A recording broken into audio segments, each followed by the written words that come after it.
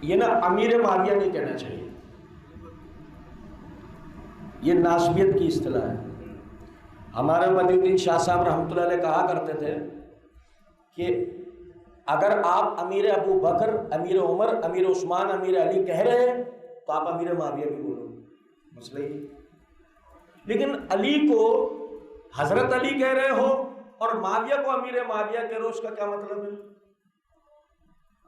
کیا علی امیر المومنین نہیں؟